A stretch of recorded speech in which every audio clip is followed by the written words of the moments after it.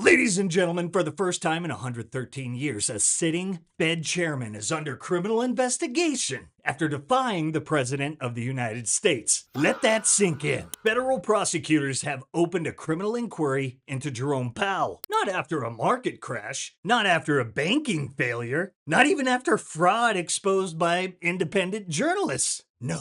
This happened after Powell refused to cut interest rates fast enough. You are watching in real time the most important power struggle in American monetary history, and just about nobody understands what this really means. The President of the United States is openly threatening to sue, fire, and now potentially jail the chairman of the Federal Reserve. And Powell's response? He says the threat of criminal charges is the price of not obeying the president. Let me say that again. A sitting Fed chair just accused the DOJ of using criminal prosecution to force monetary policy compliance. That sentence alone should terrify dollar maxis everywhere. For over a century, Fed chairs could defy presidents without fear of arrest. That ended January 9th, 2026. Here's the timeline. December 18th, the Fed holds rates. They defy Trump. 21 days later, 21 days. I don't know, there's got to be some symbolism there, but federal prosecutors serve subpoenas. And just 4 months from now, Powell's term as Fed chair expires. The renovation probe?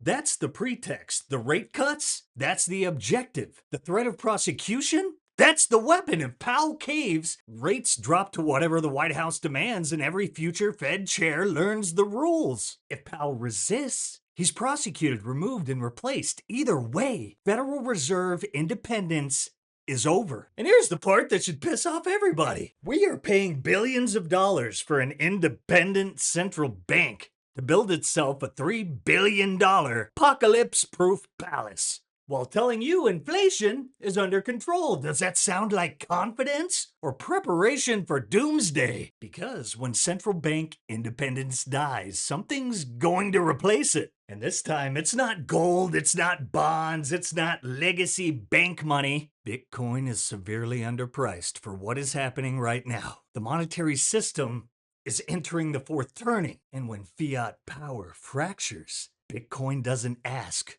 permission. Now watch closely, because J. Powell just responded, and what he says next will tell you whether this system bends or finally breaks. Oh yeah. Son!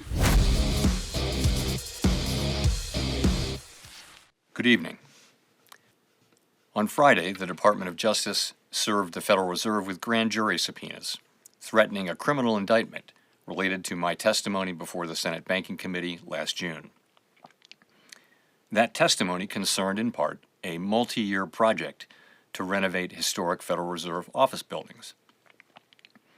I have deep respect for the rule of law and for accountability in our democracy. No one, certainly not the chair of the Federal Reserve, is above the law. But this unprecedented action should be seen in the broader context of the administration's threats and ongoing pressure. This new threat is not about my testimony last June or about the renovation of the Federal Reserve buildings. It is not about Congress's oversight role. The Fed, through testimony and other public disclosures, made every effort to keep Congress informed about the renovation project. Those are pretexts. The threat of criminal charges is a consequence of the Federal Reserve setting interest rates based on our best assessment of what will serve the public, rather than following the preferences of the president. This is about whether the Fed will be able to continue to set interest rates based on evidence and economic conditions, or whether instead monetary policy will be directed by political pressure or intimidation. I have served at the Federal Reserve under 4 administrations, Republicans and Democrats alike. In every case, I have carried out my duties without political fear or favor, focused solely on our mandate of price stability and maximum employment. Public service sometimes requires standing firm in the face of threats. I will continue to do the job the Senate confirmed me to do, with integrity and a commitment to serving the American people. Thank you. All right, before we go any further, let's be honest. This Powell situation didn't just fall out of the sky. Do you guys remember this? President Trump saying Jerome Powell has real mental problems and that he'd love to fire him? Rates are down despite the Fed. I mean, Scott, you got to work on this guy. He's got some real mental problems. No, there's something wrong with him. It's just sweet. I'd be honest, I'd love to fire his ass. He should be fired. Guy's grossly incompetent. And he should be sued for spending $4 billion to build a little building. I'm building a ballroom that's going to cost a tiny fraction of that, and it's bigger than the whole thing put together. You got to work on him, Scott. The only thing Scott's blowing it on is the Fed. Because the Fed, the rates are too high, Scott. And if you don't get it fixed fast, I'm going to fire your ass, okay? I can't tell you, Scott, sir, don't fire him. Sir, please don't fire him. He's got 3 months to go. Don't fire him. I want to get him out, Scott. Please. He's the voice of reason. You're very lucky you have him, I'll tell you that. And then this one. Mr. President, you mentioned how much of a rate cut it would do to the interest on the debt. Earlier today, Director Pulte was on CNBC talking about how he suggested Powell should resign. Any comments on whether or not Powell should step down? I know you've been pretty critical. I don't have a comment. I'd love him to resign if he wanted to. He's done a lousy job. Look, if you were there, you'd say, well, you know, the United States is doing well. They have no inflation. And if they do get inflation in a year or two, we'll start raising the rates. We'll get rid of the inflation, you know, and do other things. Biden had the worst inflation in the history of our country. 19%, but I think it was much higher than that. Frankly, they say 19%. I say I think it's a lot higher than that. And we have almost no inflation now. We've done a great job in a short period of time. Energy prices are way down. Gasoline now is down to close to $2 in a lot of places. A couple of places I see it even broke. It's like $1.98 a gallon. We've done a great job on inflation and honestly, pretty much everything else. I think it's very sad the way people act. You know, you have a guy in there that with the stroke of a pen could lower interest rates and save us hundreds of billions of dollars a year. But he's a stupid person. You know, I'd love him to resign. He's a stupid person. So no, this isn't new hostility. This is a feud that's been brewing for years. Here's the clean breakdown. Federal prosecutors have opened a criminal investigation into Jerome Powell over testimony he gave to Congress about renovations at the Fed's headquarters. The project began in 2022, runs through 2027, and is now hundreds of millions over budget. The question prosecutors are asking is simple. Did Powell mislead Congress about the cost and scope of all these renovations? The controversy centers on early proposals that mention things like private elevators, executive dining areas, marble work, and rooftop access. Powell denies those features exist today and says plans changed over time. The Federal Reserve backed him publicly with photos, documentation, and a detailed FAQ. Powell's position is that this investigation isn't really about renovations. He says it's about rates, specifically his refusal to cut them fast enough despite repeated pressure from the White House. And that's where all this moves from bureaucracy to something much bigger. At this point, there's only like two outcomes. If Powell gives in, policy bends to political pressure. If he doesn't, he's removed and replaced. Either way, the message is clear. Future Fed chairs now understand exactly where the lines are. For over a century, presidents complained about the Fed. They didn't prosecute it. That line just got crossed. And when monetary authority shifts like this, the effects don't show up immediately. They show up in confidence, capital flows, and what people choose to store their wealth in. Which brings us to the part of this story that hasn't hit the headlines yet. Because while Washington is fighting over the control of rates, something else is quietly becoming more relevant by the day. And that's where all this gets very bullish for Bitcoin. Oh, wait a minute. $1 million? That may be a little bearish according to VanEck, but let me reveal what I think it all means and what's probably playing out right now. It goes a little something like this. Marco, how's my favorite Secretary of State and Archivist doing? Donald? Did you see the news, Marco? I'm so excited for you. Donald, I haven't slept in 7 days. I have to run Venezuela. Donald, I cannot be Fed chair. You're gonna kill it, Marco. Okay, but now let's get back to $1 million Bitcoin being bearish, because this all sounds like the ghost of Andrew Jackson is roaming the halls at the White House just waiting for someone to duel him. And that means hyper-Bitcoinization could be at hand, and that's according to VanEck. In a hyper-Bitcoinization scenario where Bitcoin captures 20% of international trade and 10% of domestic GDP, the implied value per coin could reach 53.4 million. Put that in your pipe and smoke it. Oh, and VanEck isn't alone. We got big news from Fidelity as well, but first, the Fed isn't the only one Trump is attacking. He's also going after usury, capping credit card interest at 10%. What happens if the credit card companies don't comply by the January date? Well, then they're in violation of the law. Did you have congressional Very support? severe things. No, I want a cap on credit card interest rates because, you know, some of them are 28, almost 30%. And that people don't know they're paying 30%. The people out there, you know, they're working and they have no idea that they're paying 30%. No way. We're putting a 1-year cap at 10%. And that's it. They know it. They've really abused the public. The credit card companies have totally abused it. I'm not going to let it happen.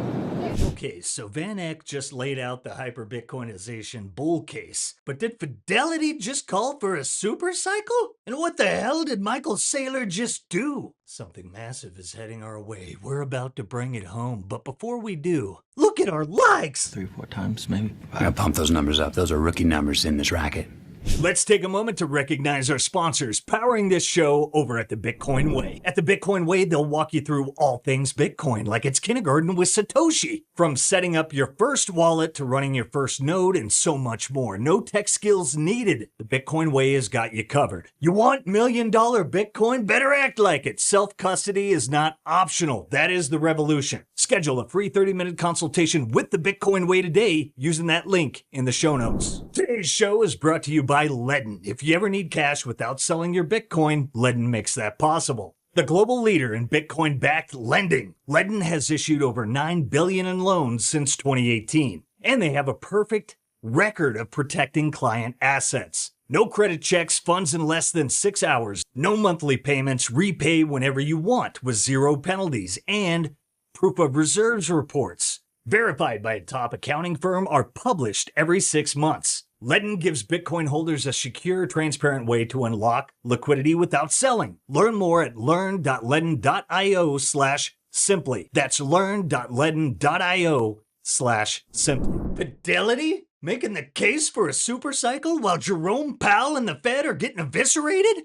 It's so beautiful. Respect to Chairman Powell.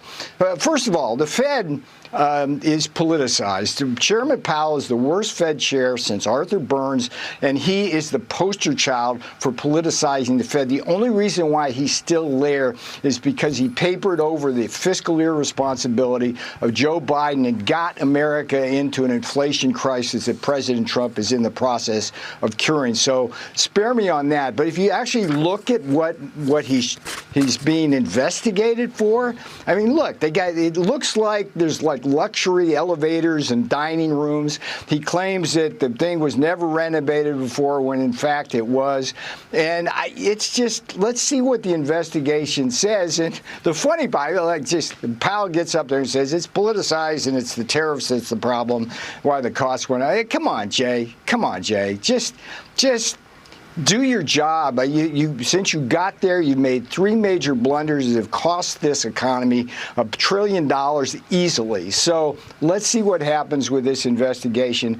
The only question is, Maria, we know he made false statements. The only question is whether he was aware and did it with malice. And think about that. If he was ignorant about it, that tells you how ignorant he is when he runs Fed policy. Go Big Orange! That's right, Giga Chad just aped in and scooped up a humble 13,627 BTC for approximately $1.25 billion at 91,519 per Bitcoin. And as of January 11th, 2026, MicroStrategy now hodls 687,410 Bitcoin, acquired for approximately $51.8 billion. Mother of God. Do you know what this means? That's right, it's corn time. Cut out the cancer and replace it with nothing. All skepticism of the Fed. And now I'm going to quote you. This isn't in Basic Economics, but a recent column. Quote, for most of the history of this country, there was no Federal Reserve System. There you go, that dirty trick of bringing in history. Ah, yes. There was no Federal Reserve System, which was established in 1914 to prevent bank failures. But bank failures in the 1930s exceeded anything ever seen before the Fed was established. Close quote.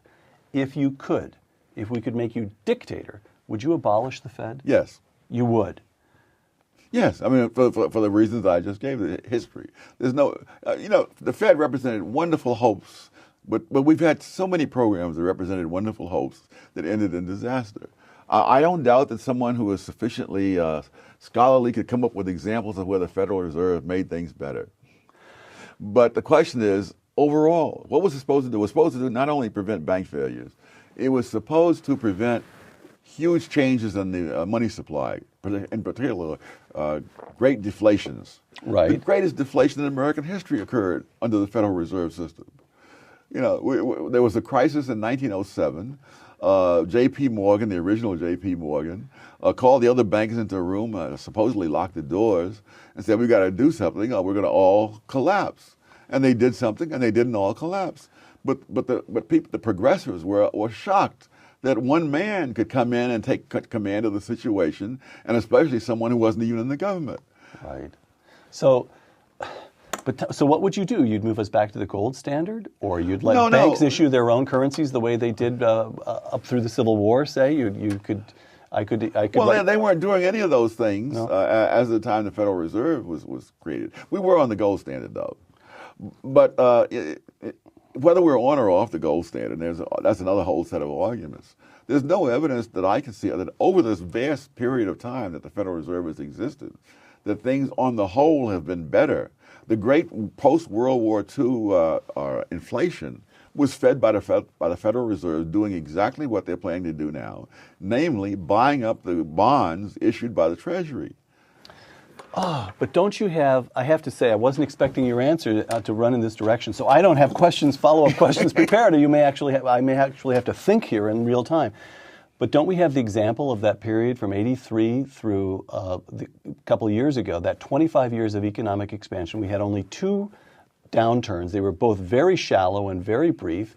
And what you had was Paul Volcker, whom Carter appointed, but Reagan gave the freedom actually to wring inflation out of the currency. He did that by the mid-'80s. The economy takes off. Alan Greenspan does a reasonably good job. And then at the end, there's too much money but maybe 5 years of getting it wrong. So what Volcker did was undo the harm that previous Federal Reserves had done. Including Arthur Burns. Yeah, unfortunately, who was my teacher and one whom I much admired. Right. So, but what would you replace it with? How would the currency? How would the currency run? We would replace it. We could replace it with what existed when it was created, which was the gold standard. Well, maybe the gold standard, but maybe not. But there's no evidence that what would you replace it? Things always bother me. They do? When someone removes the cancer, what do you replace it with? And the possibility of World War III is higher than ever, which is probably a good time to visit our new sponsor, Sat123. Because when cell service dies, life doesn't have to. Sat123 hooks you up with real satellite phones, Starlink kits, and rugged off-grid internet that works anywhere. Mountains, ocean, middle of nowhere, it doesn't matter. If you care about preparedness, freedom, and staying connected when it actually counts, go to sat123.com. That's sat123.com, and don't forget to use promo code SIMPLY for 15% off. No signal? No problem. What do you guys think of all this? Let us know below, and don't forget to like, subscribe, and give us a pamp by sharing the Sound Money Gospel, and get ready for a wild week, baby, because the fourth turning, it ain't letting up anytime soon. I love you guys. Catch you next time. Peace. If you prefer to go down with the ship, you.